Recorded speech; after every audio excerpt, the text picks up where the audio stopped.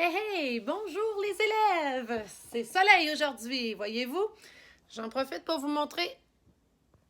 Regardez ma belle fenêtre avec tous vos beaux projets. C'est super. Donc, on commence immédiatement la dictée. N'oublie pas d'écrire ton nom, ta date. On ne change pas nos belles habitudes, hein? Tu passes une ligne entre chaque phrase.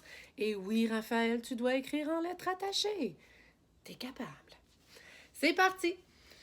Alors, première phrase. Nous posons plusieurs questions au docteur. Nous posons plusieurs questions au docteur. C'est de circonstance, cette phrase. Nous posons plusieurs questions. Attention. Plusieurs questions au docteur. Nous posons plusieurs questions au docteur. Fin de la phrase. Deuxième phrase, n'oublie pas tes majuscules et ton point. Elle semble certaine. Elle semble certaine de recevoir. Elle semble certaine de recevoir sa part du gâteau. Elle semble certaine de recevoir sa part du gâteau. Fin de la phrase.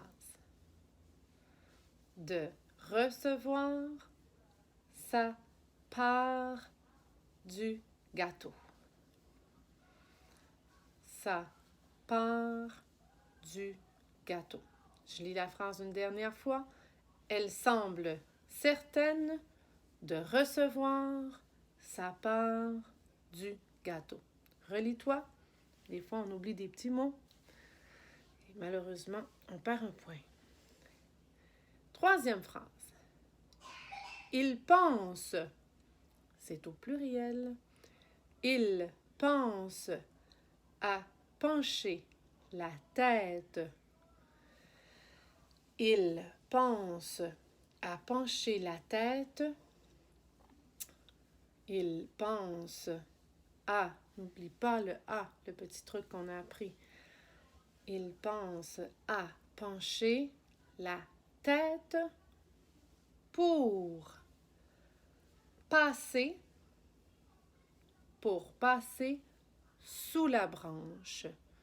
Fin de la phrase.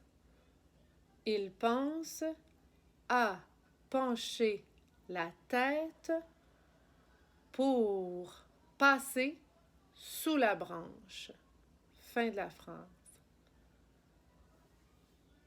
Pour passer sous la branche. Il pense à pencher la tête pour passer sous la branche. Fin de la phrase. On continue. Personne ne va lui permettre. Personne ne va lui permettre de raconter son histoire.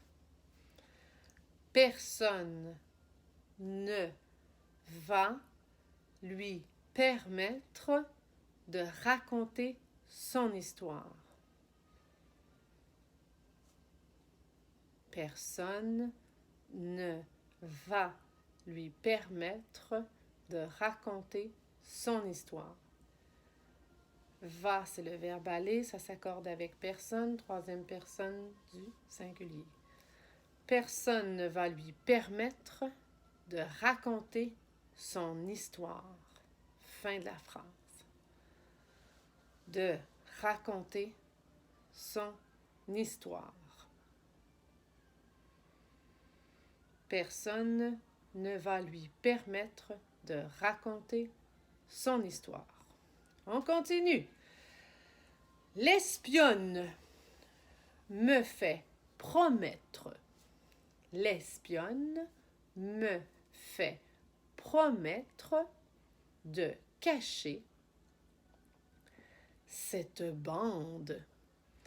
L'espionne me fait promettre de cacher cette bande après écoute. Fin de la phrase. L'espionne me fait promettre de cacher cette bande après écoute.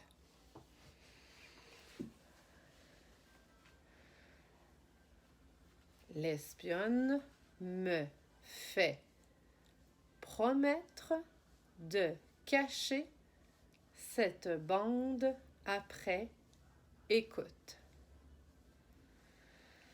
Et le verbe faire, l'espionne me fait, c'est le verbe faire. Troisième personne du singulier s'accorde avec espionne. Il y a des verbes à l'infinitif aussi. Je lis une dernière fois. L'espionne me fait promettre de cacher cette bande après écoute. Dernière phrase. Heureux d'aller promener son chien. Heureux d'aller promener son chien, virgule. Heureux d'aller promener son chien, virgule. Il oublie de garder la porte à demi ouverte. Oh, pas facile là. Heureux d'aller promener son chien, virgule. Heureux d'aller promener son chien, virgule. Il oublie de garder la porte. Il oublie de garder la porte à, attention à demi ouverte. À demi ouverte.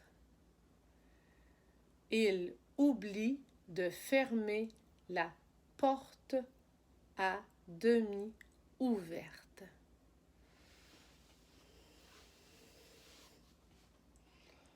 Il oublie de garder la porte à demi ouverte. Je répète, heureux d'aller promener son chien, virgule, il oublie de garder la porte à demi ouverte. Attention, il oublie, il y a une lettre muette à la fin. Ce n'est pas un T. Heureux d'aller promener son chien, virgule, il oublie de garder la porte à demi ouverte.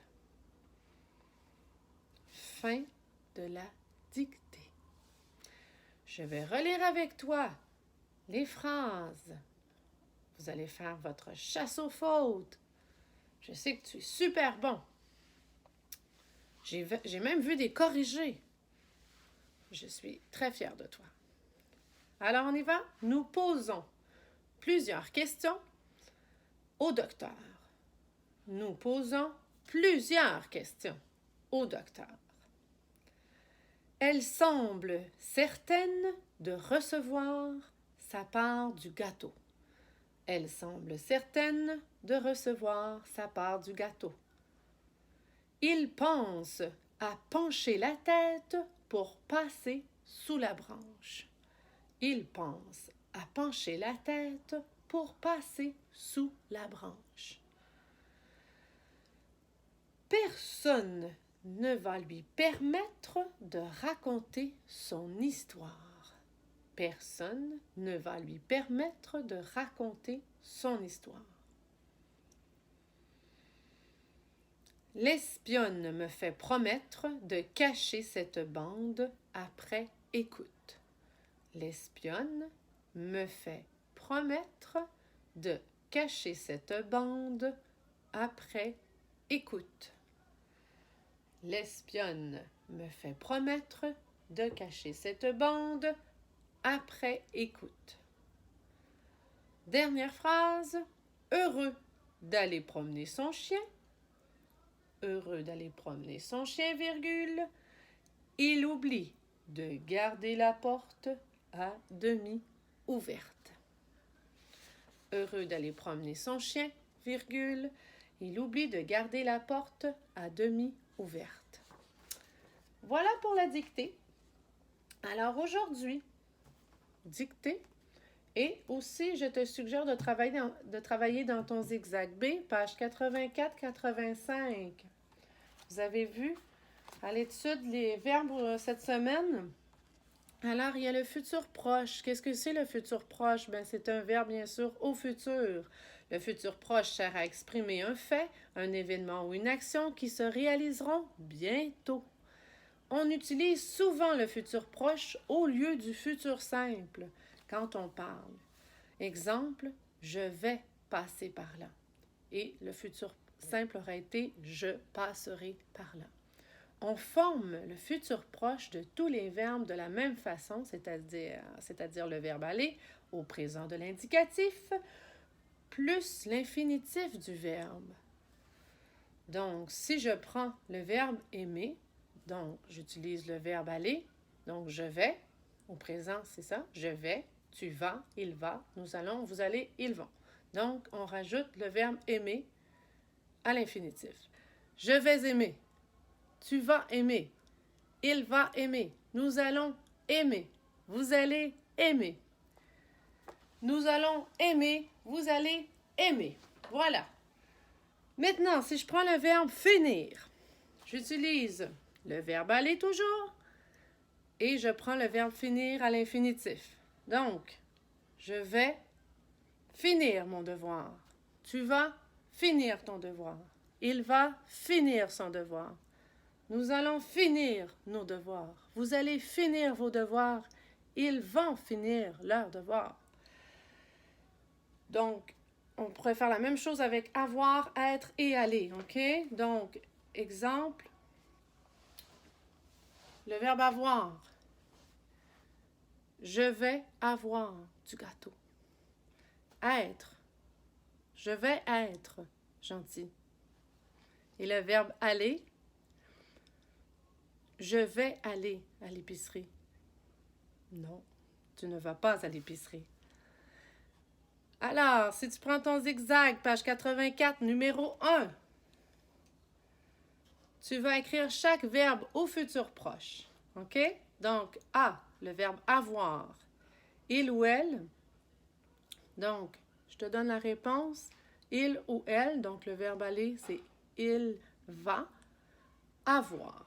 OK? Il va avoir. Tu fais la même chose pour trouver, choisir et être. Numéro 2. Tu dois relier avec ta règle chaque verbe au futur proche au bon verbe au futur simple. Donc, je vais marcher. Si on l'avait accordé au futur simple, ce serait je marcherai. OK?